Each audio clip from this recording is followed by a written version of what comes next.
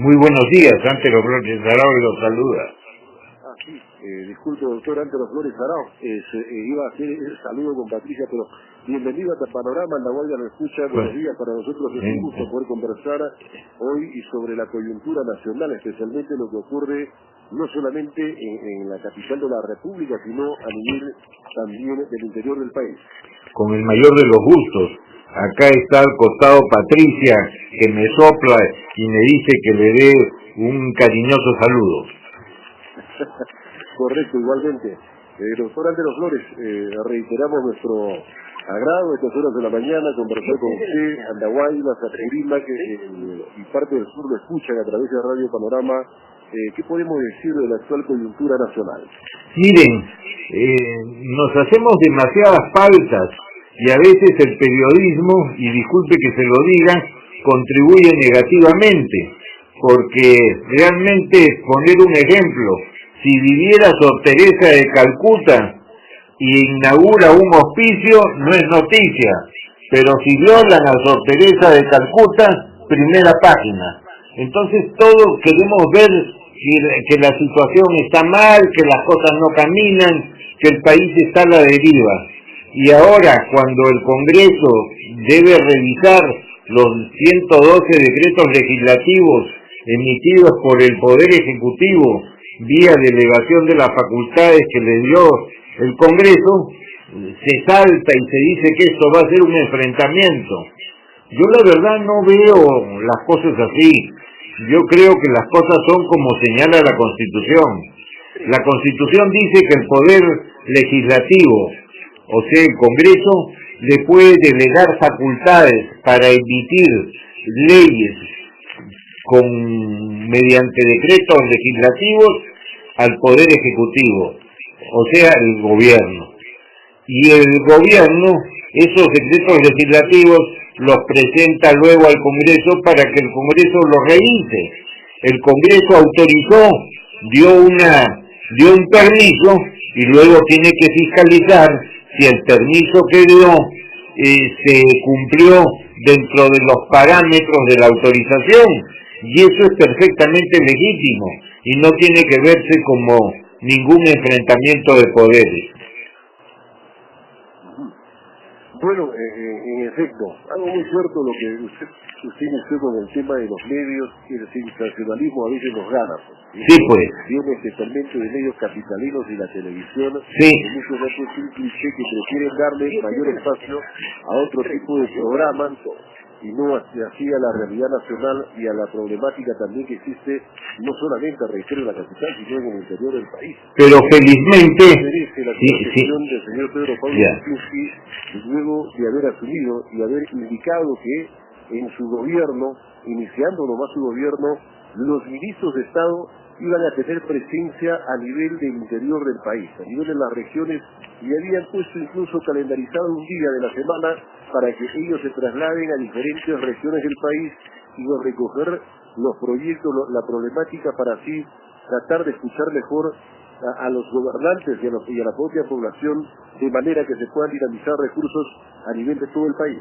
Y con el mayor de los gustos se lo voy a contestar, pero antes, en el tema de prensa, lo que me da a mí tranquilidad es que hay algunos oasis en el Perú, como por ejemplo Radio Panorama de Andahuaylas, que no busca el populismo, sino las cosas serias. Por eso me felicito que existan radios como Panorama. Ahora, en lo que se refiere a la pregunta en concreta, hay un dicho muy antiguo que señala: funcionario de escritorio no conoce territorio.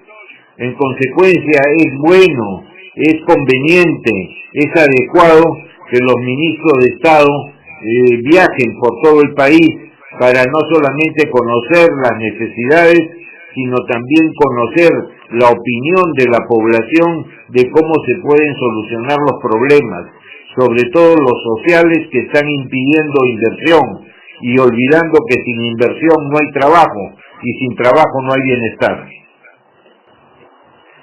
Bueno, sí, pues creo que la respuesta concreta en ese tema habría que ver, pero cuál es la opinión. Don Pedro Pablo Kuczynski ha anunciado, pero no lo ha cumplido. O sea, ha dicho que van a estar sus ministros de Estado en las diferentes regiones del país, pero solamente quedó en el discurso y ningún funcionario de Estado o ningún ministro hasta el momento ha llegado, por ejemplo, a la región Apurímac con el compromiso que hizo el presidente de la República.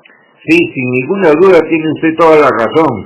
Yo no tengo por qué defender al gobierno, no formo parte del gobierno, pero creo también que han tenido los ministros 90 días muy duros de los 5 meses que ha tenido el gobierno, o sea, agosto, septiembre, octubre, noviembre y diciembre. 3 de esos 5 meses se la han pasado estudiando los decretos legislativos que se iban a emitir vía de delegación de facultades. En consecuencia, recién espero que ahora comiencen a cumplir con esa oferta que no solamente fue electoral, sino como política de Estado gubernamental señalada por el presidente de la República. Muy bien. Queremos aprovechar su amplia experiencia, doctor Ángelo Flores Arauz, y en buena hora hoy hacerle una interrogante que ojalá usted nos pueda ayudar a dilucidar, ya que hay una noticia que ha generado controversia, polémica, es tema de discusión en los diversos medios locales aquí en Andahuaylas, Apurímac, en toda la región, sobre la existencia o la injerencia del Comando Sur de los Estados Unidos en el Centro de Operaciones de Emergencia Regional COER, quienes van a hacer una inversión de dinero para la ejecución de infraestructura, a quienes se les ha donado un terreno en el gobierno regional de Apurímac, y esto ha generado un rechazo total de la población en el sentido, ¿por qué tiene que venir el Comando Sur de los Estados Unidos a invertir en Apurímac y Andahuaylas? ¿Cuáles son los fines, los objetivos? Ellos vienen realmente a cumplir el trabajo del Centro de Operaciones de Emergencia Regional, o es que se está trabajando un sistema de inteligencia para contrarrestar a las organizaciones vivas políticas cuando haya medidas de fuerza en la región Apurímac por ser una zona de conflicto. ¿Conoce algo usted nos puede ayudar en dilucidar este tema? Miren, primeramente creo que hay una exageración sobre el particular. Hoy día no se necesita tener instalaciones terrenas para poder saber lo que pasa en cada circunscripción, en cada localidad, en cada región. Tenemos los famosos satélites, y los satélites el mayor número los tiene Estados Unidos de América y también lo que fue la Unión de Repúblicas Socialistas Soviéticas, hoy Rusia.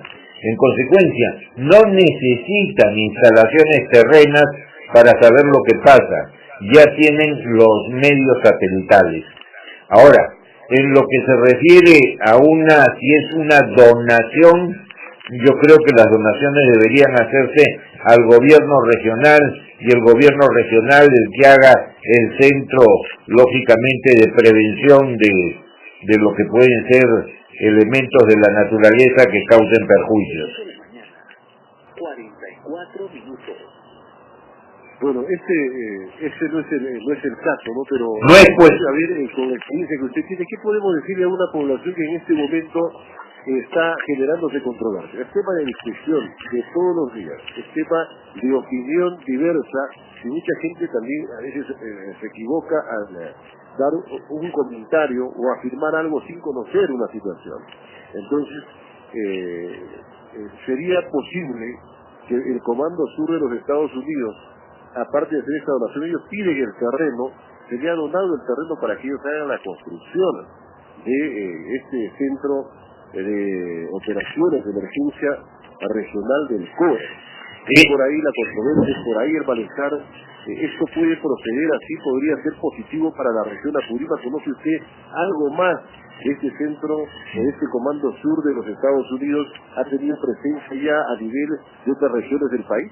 Miren, que puedan hacernos ayudas, bienvenidas sean, pero cuando la ayuda es del Comando Sur, que es un tema de militar, lógicamente genera suspicacias que no se generan, por ejemplo, cuando USAID, el elemento de ayuda americana, desde el propio presupuesto americano, hace una serie de obras, de ayuda, de donaciones, y no pasó nada. Pero la suspicacia se crea cuando la acción viene desde el Comando Sur. Igualito se podría hacer con, ¿qué te puedo decir?, con diplomacia, no poner al Comando Sur, sino a USAID, y dos, poder entregar la cosa económica para que sea el gobierno regional el que lo pueda hacer. Entonces hay formas en que sin perder lo que se quiera donar, se puede hacer en una forma en que no genere suspicacias. Bueno, muy buen alcance para que puedan tomar en cuenta las autoridades del gobierno regional, y no necesariamente sean ellos que donen el terreno, sino que la donación se transfiera al gobierno regional y que sea el gobierno regional quien ejecute para evitar lo que usted dice, tanta suspicacia en el camino. Así es. Nosotros queremos agradecerlo, doctor Antero Flores Arao, por este importante contacto. Esperemos poder seguir dialogando en otro momento sobre otros aspectos también que son de interés nacional. Cuando ustedes digan, y siempre a disposición de una radio seria como usted. Don Antero, buenos días. Muy buenos días, ya estamos enlazados nuevamente y disculpen por esta interrupción. Ya sabemos de que las líneas telefónicas a veces nos causan algunos desencuentros. Bueno, don Antero, ante todo, usted es un político que puede darse el lujo de decir, una persona que ha podido conversar con todos los sectores políticos. ¿Cómo lee usted el momento político que trae el país desde agosto, desde toma de mando de don Pedro Pablo Kuczynski hasta la actualidad? Bueno, que no se puede hacer todas las cosas que uno promete en un día. Faltan muchas cosas por hacer, se han avanzado en algunas otras, se han destrabado algunas inversiones, faltan destrabar otras, se ha mejorado el tema de la tramitología, quitando una serie de trámites que eran innecesarios e ilógicos. Hemos avanzado en algunas medidas, incluso algunas tributarias convenientes, para simplificar la administración tributaria de SUNAT. Algo hemos avanzado, es verdad. Ahora le toca al Congreso, en su labor de fiscalización y de revisión, fiscalizar estos 112 decretos legislativos emitidos por el Poder Ejecutivo vía la delegación de facultades que le otorgó el Congreso de la República. Y no hay que fastidiarse por ello. El Poder Ejecutivo ejecutó la autorización que se le había dado y ahora le toca al Congreso, de acuerdo al mandato constitucional, revisar si el Ejecutivo siguió las pautas que le había dado la ley de delegación de facultades y si esas disposiciones son convenientes y no se excedieron en ellas. No nos olvidemos de que el Ejecutivo es el que gobierna, pero el Parlamento es el que da las normas o cuando delega, fiscaliza para lo que se haya hecho, se haya ejecutado dentro de los propios parámetros de la autorización. Estamos ante un gobierno débil, con una mayoría en el Congreso fujimorista, que muchos lo han catalogado como fuerza bruta. Yo no le vería fuerza bruta ni que el gobierno es débil.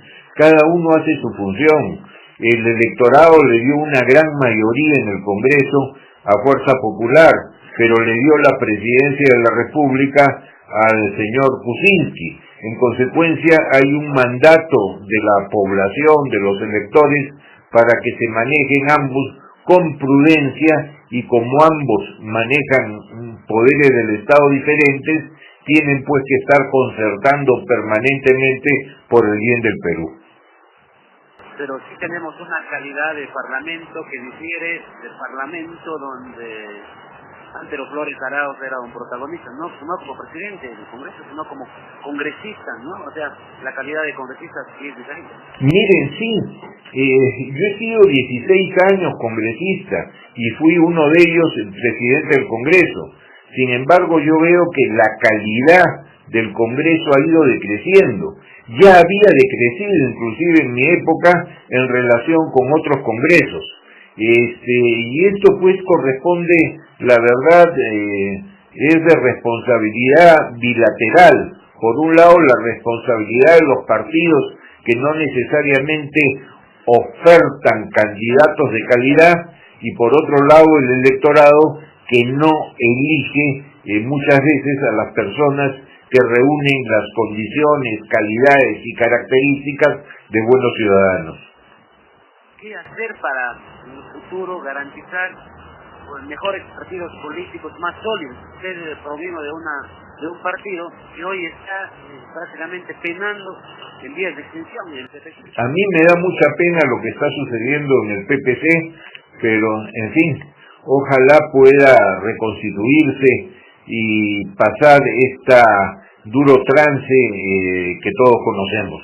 Yo le tengo mucho cariño, soy social cristiano, de vocación y de formación, y le deseo lo mejor de lo mejor al PPC.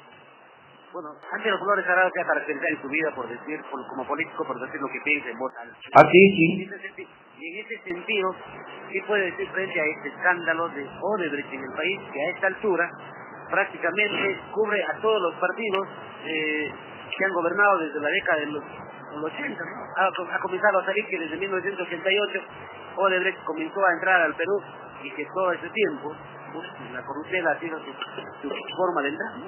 Ya, yo le diría que las responsabilidades no son colectivas sino individuales. Yo no creo, por ejemplo, en las falsas generalizaciones.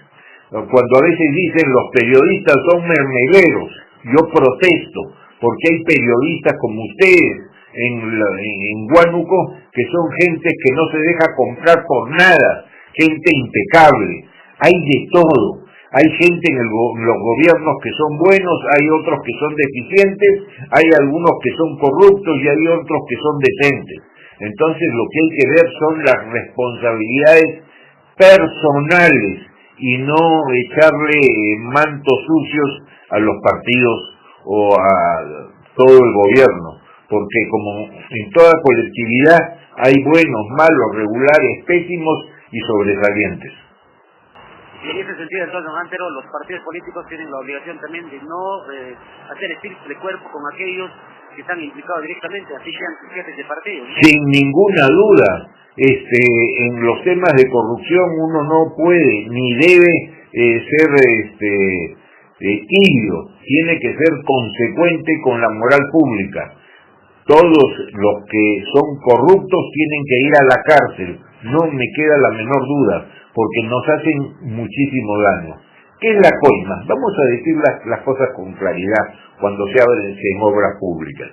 Aumento el costo de la obra pública para poder dar regalos que son comisiones a determinados funcionarios que me han facilitado la concesión de esa obra. En consecuencia, la obra le está costando al país muchísimo más, y ese más que le está costando por las coimas significa hacer menos alacutas, hacer menos postas médicas, hacer menos hospitales, hacer menos carreteras, hacer menos escuelas, en fin, nos está haciendo gravísimo daño a toda la población peruana. Por eso, en este tipo de cosas no podemos claudicar, tenemos que ser muy severos en la investigación y en las sanciones. En esa línea, ¿qué se propone, por ejemplo, frente a los contratos con todas estas empresas brasileñas que apenas toca uno la cierre, comienza a salir la pus de los contratos? Casi no hay contrato con esas grandes empresas brasileñas, de lo que se ha podido identificar hasta el momento, que no esté en el ojo de la tormenta. Todos están en el ojo de la tormenta, por lo tanto corresponde identificar realmente con una buena investigación qué es lo que hubo de malo para poder sancionar a los que lo cometieron. La Comisión Lavallato, la Fiscalía, indicando que no va a ir al Congreso cuando los ítems de la Comisión Lavallato. ¿Cuál es la estrategia que usted ve o cómo debe actuarse frente a esta propuesta o a este proceso de investigación de la más alta corrupción en el país? Yo le soy muy franco. Yo no creo en las investigaciones del Congreso, porque sirven normalmente para presentar ante la prensa, ante los medios, etcétera, a los investigadores, para que ellos se encumbren, pero no necesariamente se llega a la verdad, que es el objeto de la investigación. Cuando ya el tema está en el Ministerio Público, ya el Congreso no debería meter sus manos, porque muchas manos en un plato causan garabato, como dice el antiguo refrán. ¿Hay alguna estimación de cuánto podría haber llegado esa coima en el Perú? Sí, si las cifras de los últimos lustros son 12.450 millones de dólares, dicen los expertos, los que han estudiado el tema de la corrupción en el país, que normalmente las coimas son entre un 3 y un 5%, por lo cual estaríamos hablando de más de 600 millones de dólares. Pero yo le voy a contar algo que quizás ustedes no saben en Lima, y que no se ha tocado en temas. En Huánuco hay una central hidroeléctrica que se ha construido por Odebrecht de 456 megawatts de potencia de electricidad, que está próximo ya a entrar al sistema eléctrico del país. Ha costado 1.200 millones de dólares en la concesión. Sin embargo, todos los expertos internacionales, cuando hablan de costo de producción de electricidad, dicen que por cada megawatt de electricidad que se produce, el costo es de 1.5 millones de dólares, en promedio a nivel internacional. Y si eso lo multiplicamos por 456 megawatts, el promedio sería cerca de 700 millones de dólares. Pero al Estado peruano le está terminando de costar 1.200 millones de dólares. Le doy un insumo para que también se pueda sumar a las investigaciones. Imagínense usted, si cuesta en Egipto, donde cuesta más, cuesta alrededor de una central hidroeléctrica de este tipo cuesta 700 millones de dólares, y el Perú, en Huánuco, ha terminado costando 1.200 millones de dólares. Así que por ahí tiene usted un dato más. Sin ninguna duda, ahí hay algo que apesta. Bueno, don Antero, y bueno, ¿cuál es el momento actual de usted y su futuro político? Yo no tengo futuro político alguno, tengo 74 años, en la próxima elección tendría 79 y me parece irresponsable intentar ser presidente de la República a esa edad. Igual como pienso que nadie debe ser candidato menos de 50 años.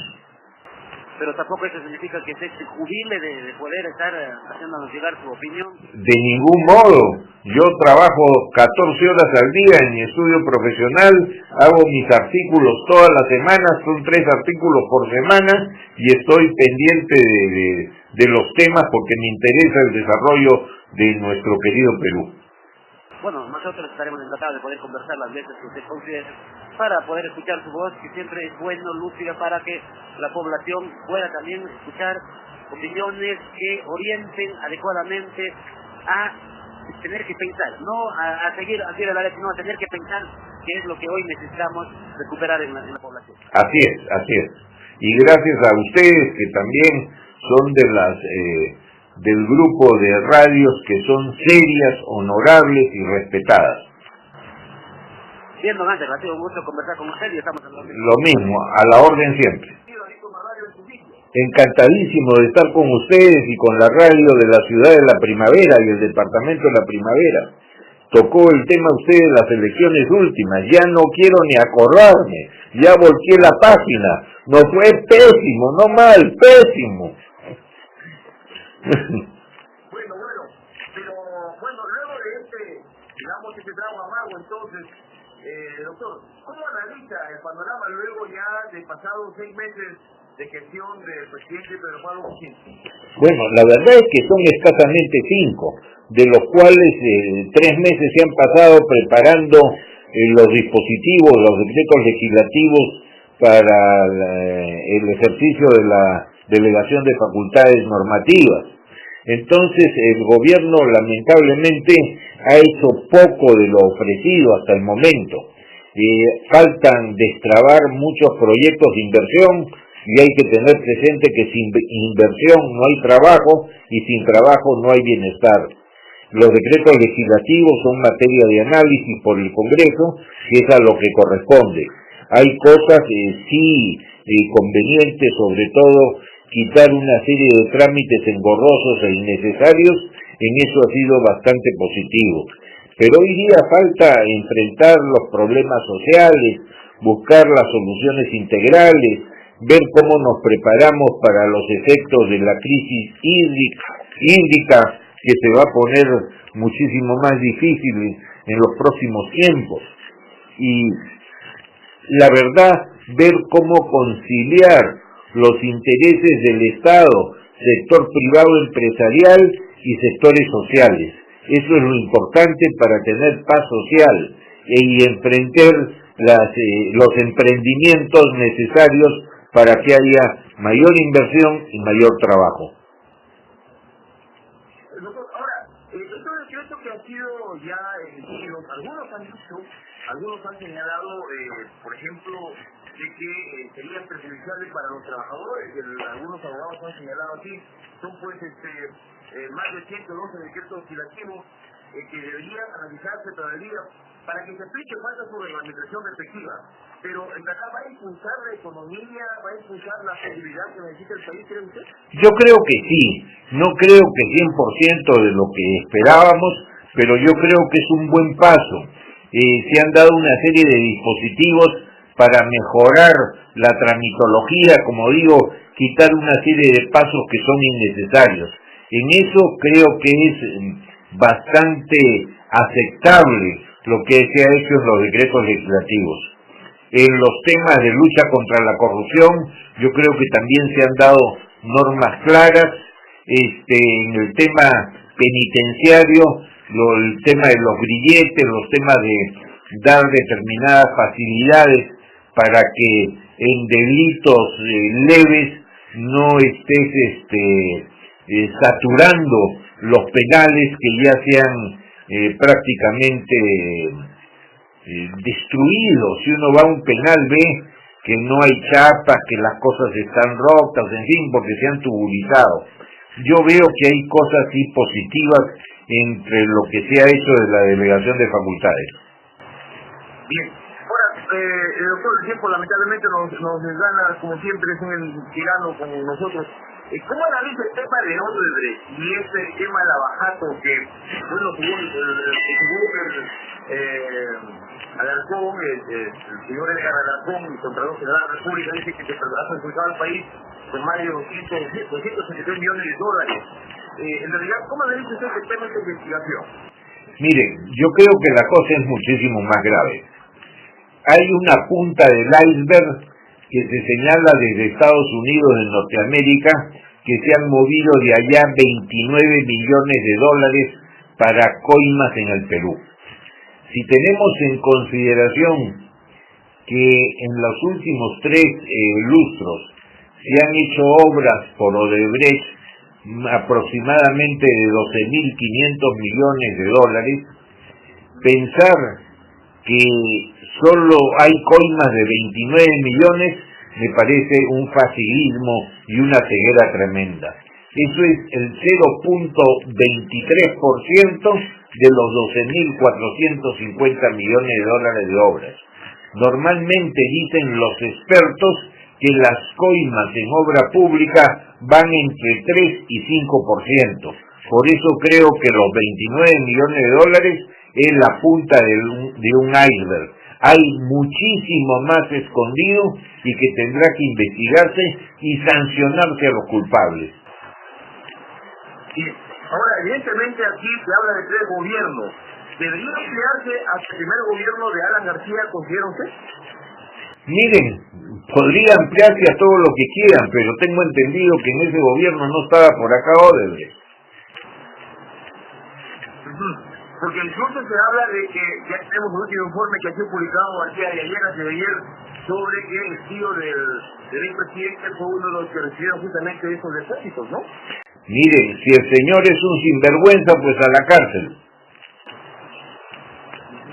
Bien, y el gobierno de Fujimori también debería estar incluido, ¿no? Miren, todo lo que significa de obras de Odebrecht está bajo el microscopio de la función pública. Todo es sospechoso en esta empresa y ellos mismos se han acogido, el señor Marcelo Odebrecht en Brasil, a una especie de confesión sincera y está cantando más que Celia Cruz. En consecuencia, van a salir de ahí muchas cosas, pero no hay que decir el gobierno tal o cual, porque el gobierno lo constituyen muchas personas. hay sí determinadas personas que pueden estar comprometidas y haber sido corruptas, pero eso no significa que lo sea todo un gobierno. Bien, ya para concluir, doctor, hoy vivimos, este año va a ser un año preelectoral municipal, regional municipal, y el siguiente serán las elecciones. ¿Orden va a participar en este proceso regional municipal? Querido amigo, orden ya no existe. Ya no existe. Tan claro como eso. Bien, pero ya no tendremos a ningún representante o usted en todo caso escogerá alguna candidatura, no, tampoco. Ninguna. Hemos dejado en libertad a toda la militancia que teníamos. Yo no voy a seguir en el tema de política electoral. Siempre he dicho que nadie debe ser candidato debajo de los 50 ni encima de los 75. Y yo en el 2021 tendría 79 años, lo cual me parece irresponsable para dirigir un país. Correcto. ¿Lo tendremos por Trujillo en los próximos meses, en los próximos días, de repente, como motivo de la mañana, doctor? Estoy tratando de convencer a mi mujer de irnos unos días a Trujillo, pero también tengo el problema del trabajo de mi estudio. En fin, voy a ver cómo compatibilizo por lo menos un fin de semana. Yo adoro, la verdad que yo adoro Trujillo. Como siempre, porque es importante conversar con ustedes, se lo hacemos aquí en Lima mucho mejor, ¿ah? Mil gracias y siempre a sus órdenes.